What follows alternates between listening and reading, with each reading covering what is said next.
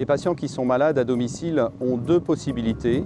Soit prendre contact avec leur médecin traitant ou avec un médecin qui pourra assurer une téléconsultation et les orienter, soit se rendre directement dans un des centres de soins avancés.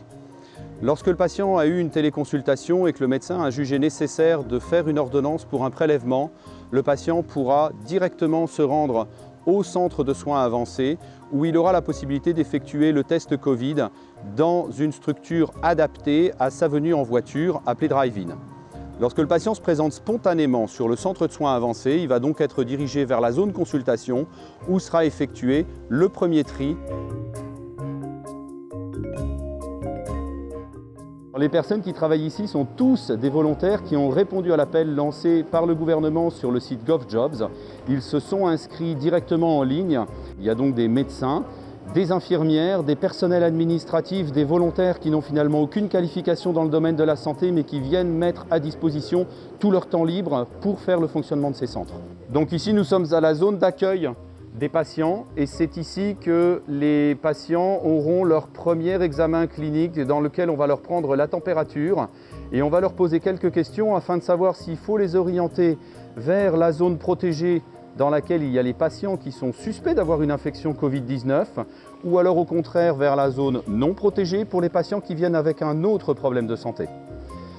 Une fois que le patient est orienté donc maintenant dans cette filière protégée, il y a ici un centre administratif dans lequel nous allons recueillir l'ensemble des données administratives de façon à pouvoir assurer ensuite le suivi du patient dans le cas où il aurait été détecté positif.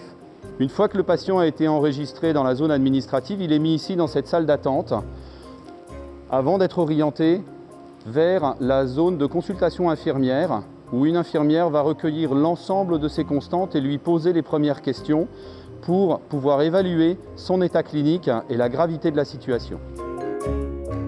Donc ici, nous sommes dans le premier module de consultation infirmière qui comprend 4 box afin d'assurer les consultations infirmières. Voici ici un box où vous avez 2 infirmières qui sont prêtes pour faire la consultation des patients.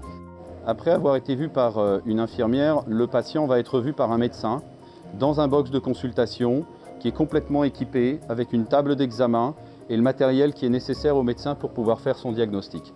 C'est sur base de ce diagnostic que le médecin va juger de l'opportunité de réaliser ou non un test de dépistage qui sera effectué par un laboratoire avec le prélèvement directement dans la zone après.